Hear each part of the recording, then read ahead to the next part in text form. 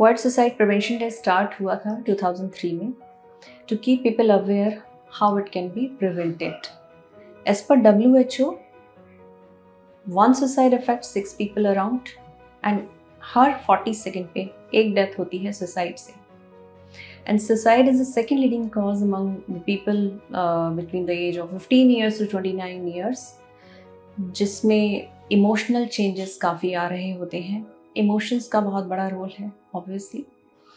कुछ इंडिकेटर्स हैं जिन पे बेस्ड हम ये जान सकते हैं कि whether the person is having suicidal tendencies और नॉट। अगर हमें ये पता चल जाता है तो हम उस डायरेक्शन में काम कर सकते हैं। शेयरिंग केयरिंग बहुत ज़रूरी है, स्पेशली बच्चों के केस में या टीनेजर्स या एडल्ट्स के केस में भी, ओल्ड एज के केस में भी।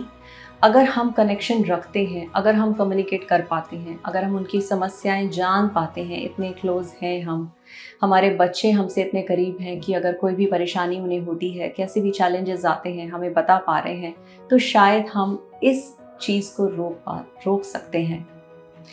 लेकिन सबसे पहले we need to work on our own mental health.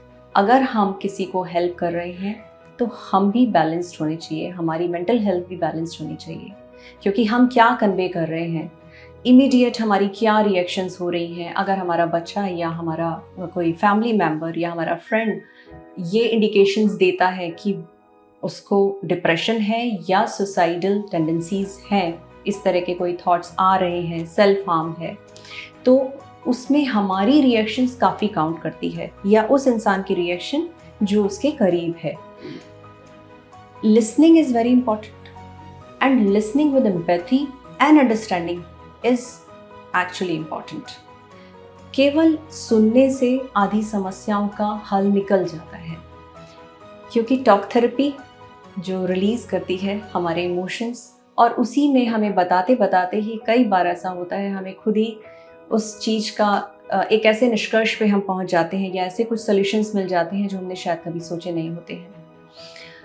अगर रूटीन एक्टिविटीज़ में किसी भी तरह का चेंज आ रहा है, या अगर कोई भी इंसान सुसाइड या डिप्रेशन रिलेटेड काफ़ी बातें कर रहा है, या सुसाइडल मेथड्स क्या हो सकते हैं, उस चीज़ों के बारे में बातें कर रहा है, तो हमें थोड़ा सा जाग जाना चाहिए। अगर हम खुद नहीं कुछ कर सकते हैं तो हमें उन्हें एक प्रोफेशनल हेल्प की तरफ डाइवर्ट कर देना चाहिए। साइकोलॉजिस्ट, साइकोथेरेपिस्ट या साइकियाट्रिस्ट या काउंसलर, कोई भी नाम ले लीजिए। शायद ये सब चीज़ें एक फैमिली मेम्बर में भी हो सकती हैं, एक फ्रेंड में भी हो सकती हैं, अगर हम शेयर कर पाते हैं। सुसाइड को हम प्रिवेंट कर सकते हैं, लेकिन सबसे पहले हमें अपनी मेंटल हेल्थ पे फोकस करना होगा, उसके बाद ही हम किसी और को हेल्प कर पाएंगे। But it is preventable, it can be prevented, it can be prevented. Thank you.